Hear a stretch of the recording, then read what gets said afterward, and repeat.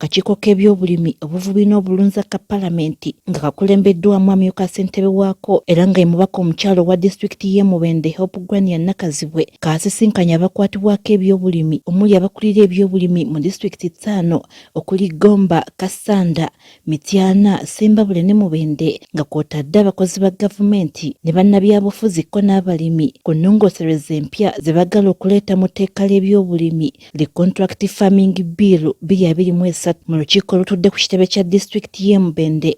Amyuka ssentebe w'akakiiko kano ategeezezza nga bwe kitabadde kya bulijjo kutambuza bukiiko bwa Palamenti naddala nga waliwo etteeka erireetebwa mu Palamenti. Ekigendererwa kyakyo kyabadde okufuna ebirowoozo byammwe era bwe liba linaatunda kaki tebatataddeemu tetwandyagadde bateekemu. Bano basoose na kusomera abalimi ebimu ku biri mu bbago lino bagamba nti ebbago ly'etteeka lino erireetebwa ligendereddwamu kulongoosa bya bulimi mu ggwanga. Ebbeeyi okulaba nga stabilizing ebbeeyi ereme kubeera ng'ebuukabuuka ebe nabbiirwa eno byegenda okutunuulira okulaba nga omutindo gw'ebintu bye babawa okukozesa obudde abantu bwe bakunguliramu abantu baleme okutema ebintu nga kasooli nga tannabakala bulungi wabula olw'okuba akatale kalinnye. Abalimi nabo baweereddwa omukisa okwogera bye baagala byongerwe mu bbago lino nga baagala balambikibwe butya bye bayinza okutuuka ku nzikiriziganya singa wabeerawo okutaataaganyizibwa mu mbeera y'obudde. Naye nyewe bw'anaatuwala ssente omusuubuzi olwo omulimi afuuse mukozi waki tojja kuwulira wali kambeeyi kalala ate ove ku yakuwa ssente omuddeko kasooli yajja kugulanga bwagira ki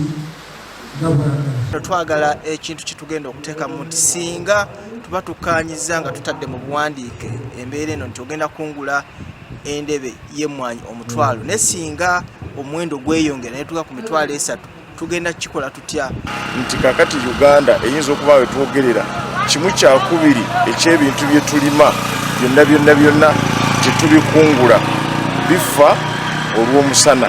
Basabye mu bbago lino balowooze ku kyokwongera ku nsimbi ezigenda mu byobulimi n'obulunzi saako n'ebikozesebwa mu nnimiro ebicupula ebiri katale. Gavumenti etuzze mu bajeti kubanga bajjajjaffe baakolanga bajeti nga balindirira bajeti ebirime binaagula bitya kati bajeti tetukyagiwuliriza kuba tetugasa. Essente ezo ne bwe tunaaziwola nga nnungi nga bazituwoze nga nnungi naye ebintu bye tugula nga bikyamu era tujja kumaliza tetulina kye tufunyeemu.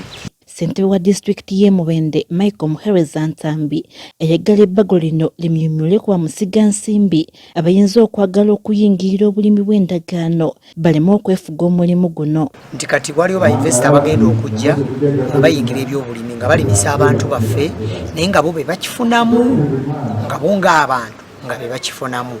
So twetaaga okwegendereza etteeka lino era etteeka lino nze nabadde mpa amagezi libeere specific ku local people.